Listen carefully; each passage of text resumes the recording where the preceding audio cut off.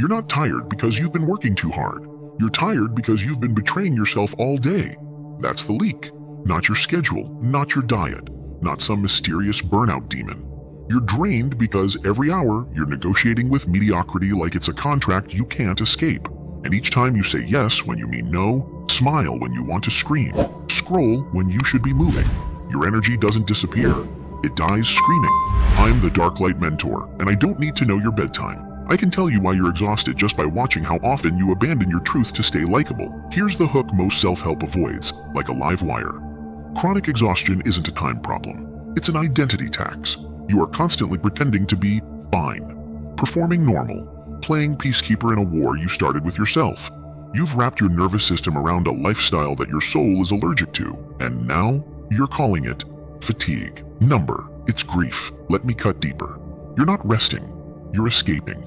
And even your self-care is just a prettier version of avoidance.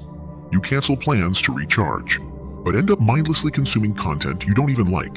You sleep in, but wake up more tired because your dreams are haunted by the life you're avoiding building. Here's your first trial. Identify one thing you keep doing that drains the life out of you, but you've convinced yourself it's necessary. Is it a job that eats your spirit for breakfast?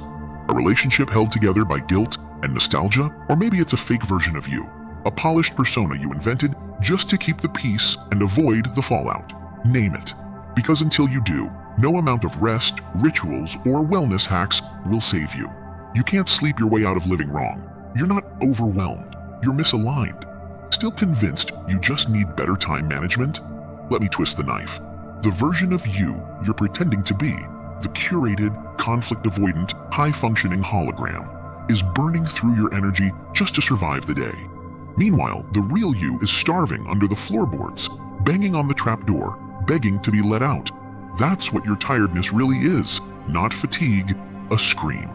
The scream of the self you keep sedating with busyness, distractions, and fake priorities. You're not burned out because you've done too much. You're burned out because you've done too little of what sets your soul on fire. And now even waking up feels like going to war without a cause. It's not exhaustion. It's the ache of self-abandonment. The fatigue of showing up for everything, except yourself. Second trial. Drop in the comments the one thing you know would give your energy back. But you keep avoiding it because it might disappoint someone, upset the script, or trigger their comfort zone. Be honest. The moment you name it, you don't just speak truth, you reclaim territory in your own life. Drop it if you dare. Like, subscribe, and slap that bell icon like it's the alarm clock for the real you. This isn't just a YouTube video, it's an intervention with the version of you who still remembers what aliveness tastes like. Next time, I'll show you why most people don't lack purpose. They're just too tired to tell the truth about what they actually want. But for now, rest won't fix you.